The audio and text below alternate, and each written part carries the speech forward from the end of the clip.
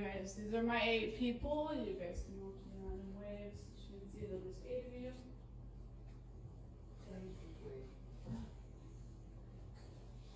Okay, my name is Sydney Ray. Today I'm going to be doing a speech on if there is benefits to mandating that children learn a foreign language within the school. So to start off, we're going to talk about why. There are many benefits and there are pros and cons to both sides to everything. So I think it's very good that we really look at all aspects of everything so we can make our United States smarter. So we're going to be going into the pros and cons. So let's get started. So for one of the cons, there is always a mental health aspect that you have to look at when introducing new curriculum into schooling. So in a study done by NIA.org in 2018, 70% of teenagers say that they have suffered from either anxiety, depression, or other mental health illnesses along with their friends. They have experienced it in some way. So I think this is a big number that we should definitely look at and take into consideration when trying to push new things in school, because that can be a lot of stress, and I know we have all dealt with that. Second slide. So another thing we need to look at is teaching. So teachers on average make 20 to 50K a year, depending on what they're teaching, how long they've been there, yada, yada, yada.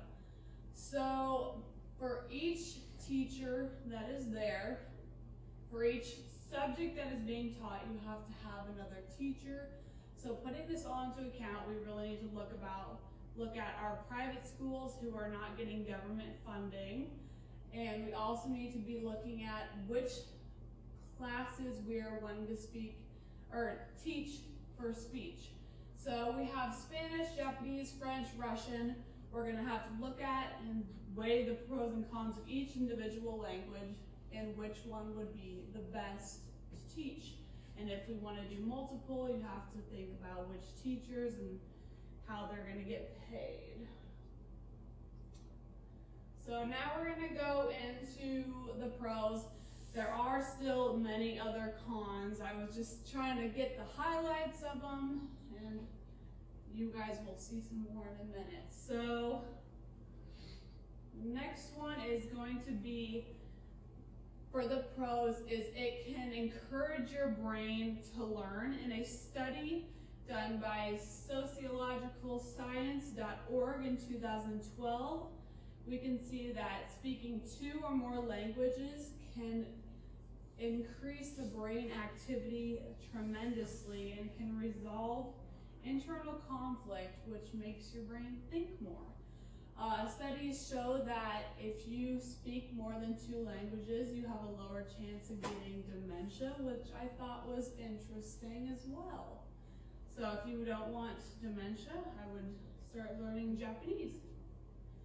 Next thing we're going to be talking about is culture. Culture plays a huge part in our everyday society. We see all over the news all the time about racism and ways that people are trying to prevent it. So if we were to have children learn a second language while they're in school, we think that there would be, we as in scientists and myself, we would assume that these children would start to pick up on other cultures and feel more connected to them.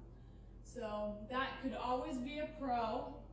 Learning to love each other more is never a bad thing. So for the third pro, how can being bilingual affect your overall life? So there's many different pros that could help you out here. So Number one being, if you are bilingual, know 2 or more languages, you have a better chance of getting a higher paying job and have more job opportunities in general. Places all over the world are looking for you, for people who speak 2 or more languages.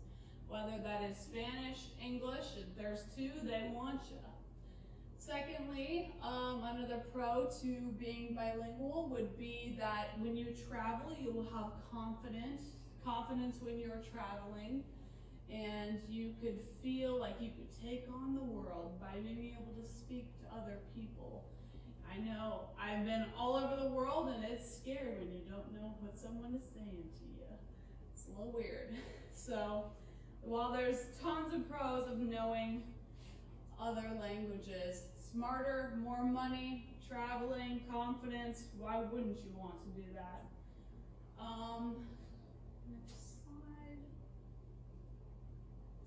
So, another pro we have is education and overall world test scores. Right now, this graph on the left is from a couple years ago, I think it was 2017. We see that the United States is the highest for test scores for reading, math, like language comprehension, and all those different tests, they're all put together. Right now, Japan and China are actually not that far underneath us. Like I said, this was a few years ago. So the United States needs to kick up their game a little bit. So by having every child between the age of K through 12 be able to speak another language, I think we would definitely see a rise in how smart our American people are. So in conclusion, there are many pros and there are many cons to everything that we do, but I think if we really look at the pros and weigh them and just see which is better, we want to give success to all of our children. So if we can have them learn another language while they're young, they will have a successful rest of their 60 years of life if they can know a language by their 18th birthday.